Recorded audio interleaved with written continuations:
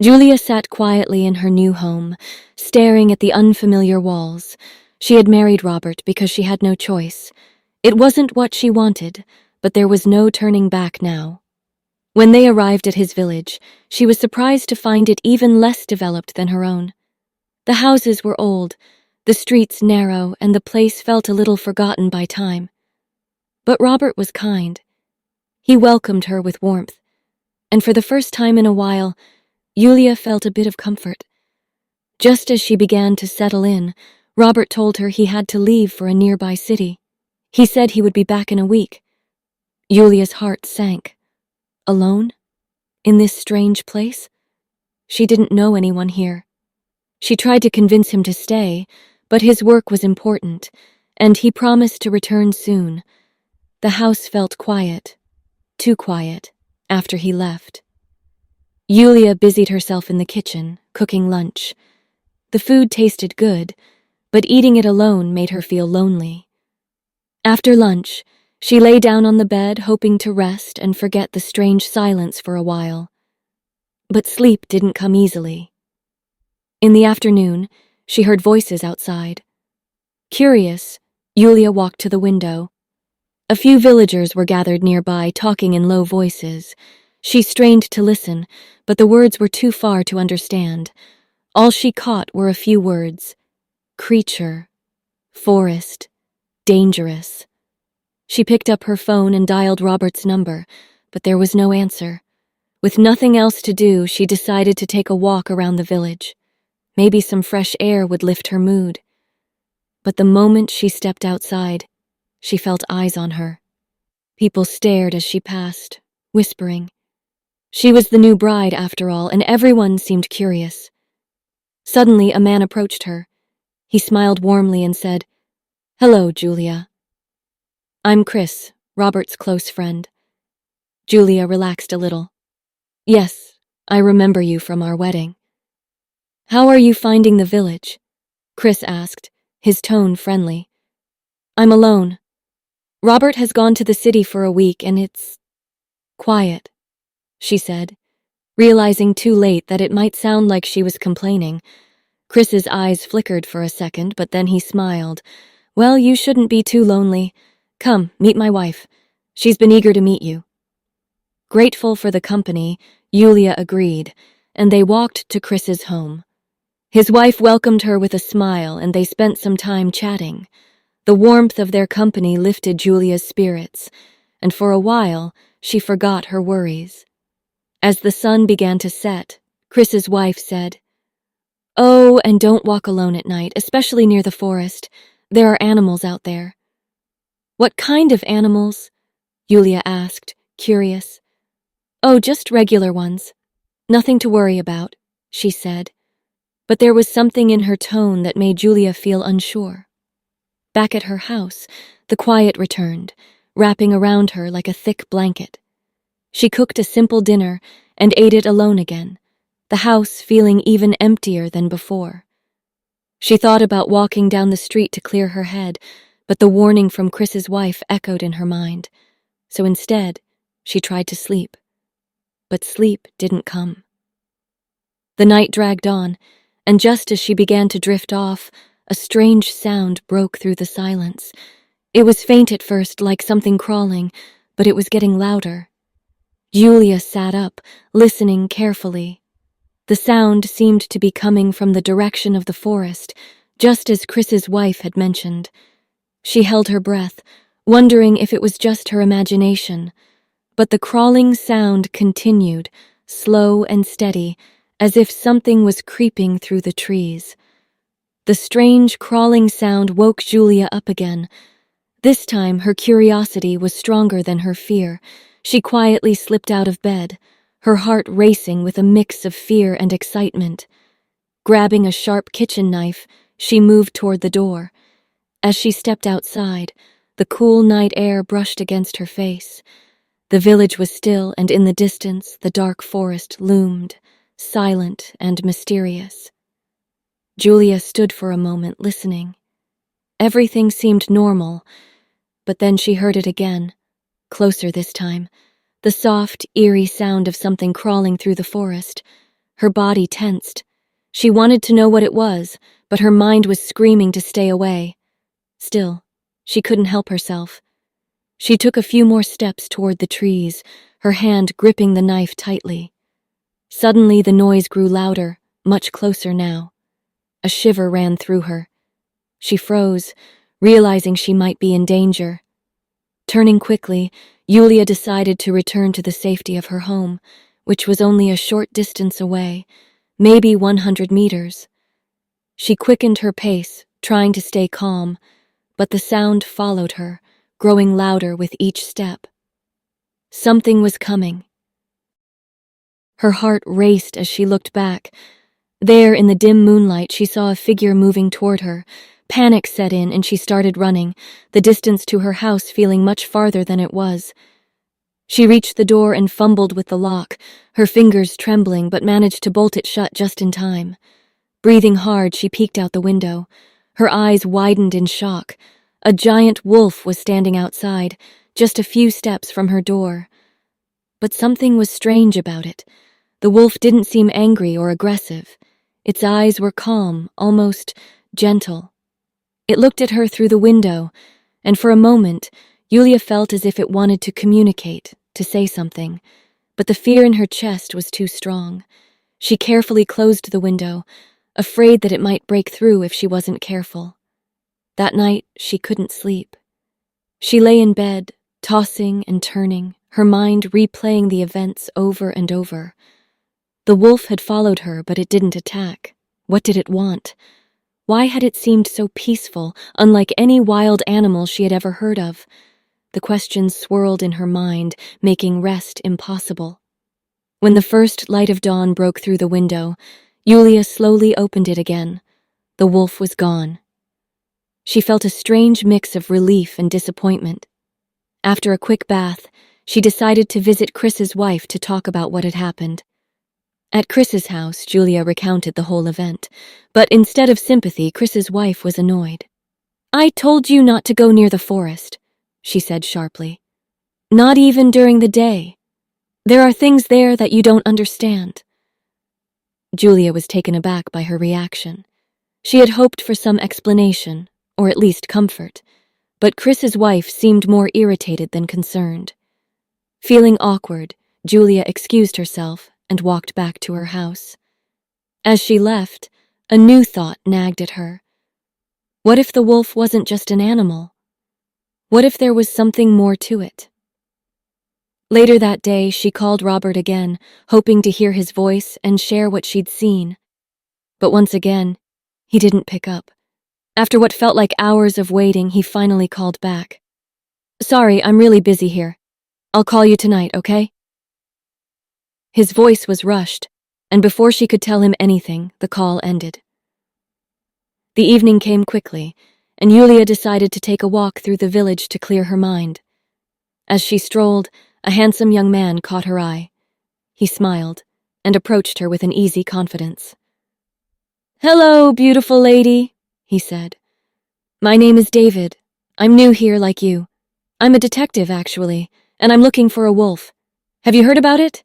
It's been said to be eating people." Yulia's blood ran cold at his words. "Eating people," she echoed. I don't know about that, but I did see a wolf last night near my house." David's eyes lit up. "Really? I'm investigating it tonight. Would you like to join me?" Yulia hesitated, unsure. I don't think so. I have a lot of things to do at home." David's offer seemed too forward, and she didn't trust him. But deep down, her curiosity flared again. As she returned home, she couldn't stop thinking about the wolf, about the mystery surrounding it. David's words echoed in her head. Was the wolf really dangerous? And why had it spared her? When night fell, Yulia made a decision. She would follow David. She couldn't shake the feeling that there was more to this wolf than anyone knew. So, hiding in the shadows, she waited until she saw David walking toward the forest, armed with a shotgun and a pistol. She followed at a distance, her footsteps quiet on the dirt path. As they neared the forest, Yulia hung back, watching as David disappeared into the trees. She felt torn. Should she go deeper or turn back? Her gut told her to stay safe, but something else pulled her forward. She hovered at the edge of the forest, unsure, when suddenly a man's scream cut through the night. The scream sent terror racing through her. Without thinking, Yulia turned and ran, her feet pounding the ground as she fled back toward her house. But just as she thought she was safe, a bear appeared in front of her, blocking her path. It growled, rising up on its hind legs, ready to strike. Fear froze her in place. She opened her mouth to scream, but no sound came out. Just as the bear lunged toward her, a massive creature leaped from the shadows, knocking the bear aside. Julia's eyes widened in shock. It was the wolf, the same giant wolf she had seen before. It stood between her and the bear, its fur bristling, and the bear, sensing danger, retreated into the darkness. Julia stared at the wolf in disbelief. It had saved her. But why? The wolf turned to face her, and once again its eyes were calm. It didn't move toward her, didn't growl or bare its teeth. It just stood there watching her. Terrified and confused, Julia turned and ran back to her house, locking the door behind her. She collapsed onto the bed, trying to calm her racing mind. The wolf had protected her, but she didn't know why. And what had happened to David? As the night stretched on, Julia lay awake. The image of the wolf burned into her thoughts. The next morning, Julia stepped outside her house, hoping to find David, or at least learn something about him. She saw a group of villagers gathered near the well and decided to ask them. "Have any of you seen a man named David? He's new to the village," she said. They exchanged confused looks. One of the older men replied, "There's no David living here. Never heard of anyone by that name." Julia blinked in surprise. How could that be? She was sure David had told her he was new in the village. Maybe the villagers just hadn't met him yet. It didn't seem too strange. After all, people came and went. Just then her phone rang. It was Robert. "Hey, how are you doing?" he asked. "I'm good. Everything's fine," Julia replied, deciding not to mention the wolf or David. She didn't want to worry him. As she spoke, there was a knock at the door. Robert asked, "Who is it?" "I don't know. Let me check," Julia said, moving towards the door. She opened it slightly, and there was David, standing right in front of her. Her pulse quickened, but she quickly composed herself. "Who is it?" Robert asked again. "Oh, it's just the neighborhood kids playing outside," she lied, closing the door just a bit to block David from view. "I'll call you later, okay?" she said before ending the call. "What are you doing here?" she asked David, her voice tense. "Can I come inside?" David asked calmly. "No," Julia said, stepping back. "I don't know you. Please leave." David didn't move. "You were following me last night," he said, his eyes steady. Julia's breath hitched. "Yes, but it was only because of the wolf. I was curious about it, not you. How did you survive? I heard you scream." David shrugged. "I had a close call, but I got lucky." Julia crossed her arms. "Whatever, you need to go. I don't think it's a good idea to talk to someone I barely know." She closed the door firmly and immediately dialed Robert. She didn't tell him about David, but instead asked if he could come home sooner. "I just miss you," she said, trying not to sound too desperate. Robert apologized, but told her he couldn't return until the end of the week. That evening, while preparing dinner, Julia heard it again.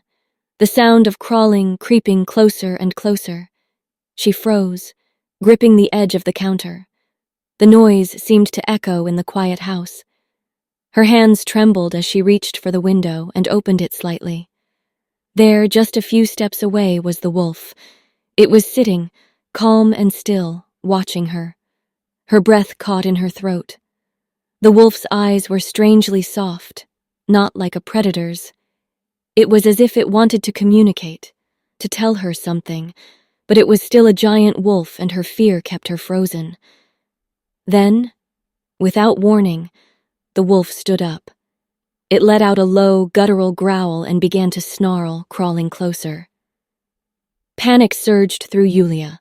She grabbed a sharp weapon she had taken from the forest earlier and hurled it at the wolf. Her aim was true. The blade stuck in the wolf's chest. But before the wolf could react, a bear charged from the trees. In seconds, the two beasts were locked in a fierce battle. The wolf dominated the bear quickly, and with a few savage strikes, the bear fled, disappearing into the forest. Julia stood in stunned silence, watching as the wolf staggered, blood dripping from the wound she had caused. It swayed, then collapsed, fainting near her house. Her fear melted into confusion. The wolf had saved her, not attacked her. She hesitated but couldn't leave it like that. Gathering her courage, she stepped outside and approached the unconscious animal. She knelt beside it, noticing how calm it looked, even while injured. She gently tended to the wound, her hands trembling as she applied a cloth to stop the bleeding. The wolf blinked once, then closed its eyes again. For a moment, Yulia felt a strange pull toward the creature. She'd never seen an animal act like this before. Was it trying to protect her? Could a wolf truly want to be her friend?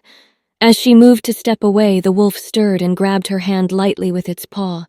Julia's breath hitched in shock. The wolf's grip wasn't aggressive. It felt almost like it didn't want her to leave. Her mind raced, stunned by what was happening. But then the wolf released her hand and slowly stood up. Julia took a step back, half expecting it to attack now that it was awake. Instead, the wolf looked at her, its eyes calm once more. Without making a sound, it turned and walked away, disappearing into the trees. Before it vanished completely, it looked back at her one last time. Julia stood there, her heart racing, unsure of what to make of the encounter. The wolf hadn't harmed her, even after she had heard it. It didn't make sense. She went back inside, restless and confused, unable to sleep that night. The next morning, as she stepped outside her house, she heard the villagers excitedly talking about a festival happening that night. She found Chris and asked him about it. He shrugged. "I don't know what you're talking about," he said quickly, walking away before she could ask more. Julia felt a pang of suspicion. Why didn't anyone want to tell her what was going on? Determined to find out, she asked another villager. "Do you know anything about the festival?" she asked a man standing near the farms. He shook his head. "No idea," he muttered before walking away. Julia felt frustrated. She called Robert again, and this time he picked up immediately. "I was going to ask you about the festival," she began. "Oh, right. I forgot to tell you," Robert said, sounding distracted. "It's a tradition in the village. When a new marriage takes place, we throw a festival to welcome the bride. You're the guest of honor tonight. They're going to dress you like a bride." Julia frowned. "But why is everyone acting so strange about it? No one would tell me." "They're trying to surprise you," Robert reassured her with a laugh. "Don't worry." Julia wasn't convinced, but before she could say more, there was another knock at the door. Julia opened the door to find a group of women standing outside, smiling warmly. "We're here to get you ready for the festival," one of them said, excitement in her voice. Julia was taken aback but felt pleased. She quickly called Robert. "I'm heading out with the women," she informed him. He didn't seem concerned, and she felt reassured. The women, chatty and cheerful, started talking about the festival. "It's a beautiful tradition," one of them said. "We welcome every new bride with gifts from each household." Julia's heart lightened as they described the festivities. She was excited to be a part of something that felt so special. The women then started working on her makeover. They carefully applied makeup, styled her hair, and dressed her in a gorgeous outfit. When they finished, Julia barely recognized herself in the mirror. She was more beautiful than she had ever imagined, even more than on her wedding day. "Wow," she whispered, turning her face slightly to admire their work. She couldn't help but smile at her reflection. "We'll be back in a while," one of the women said. We just need to take care of a few things. Left alone, Yulia kept gazing at herself in the mirror. She felt truly special, more than she had in a long time. But then there was a knock on the door. It was David. He looked troubled, his eyes filled with concern. It's an emergency. I need to talk to you. Yulia hesitated but let him in. Something about his urgency made her uneasy. What is it? She asked. David leaned in closer. The festival is a trap. Don't go outside. Don't trust anyone. His voice was serious, and before she could ask more, he left as quickly as he had arrived. Yulia stood there, confused and uncertain. What did he mean? The women seemed so kind, and the villagers had been nothing but welcoming.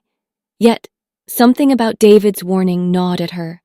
Moments later, the women returned, this time with children dressed for the festival. Their laughter filled the air, and they urged Yulia to join them. She hesitated. Is everything all right? She asked one of the women. Of course, the woman replied, flashing a reassuring smile. The group led her outside, where the villagers greeted her with warm smiles and applause. They treated her like royalty. A large wooden chair, almost like a throne, was placed at the center of the gathering.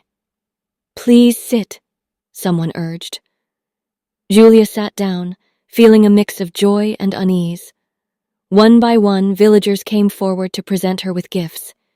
Each gesture made her feel more at ease, and soon David's warning drifted from her mind.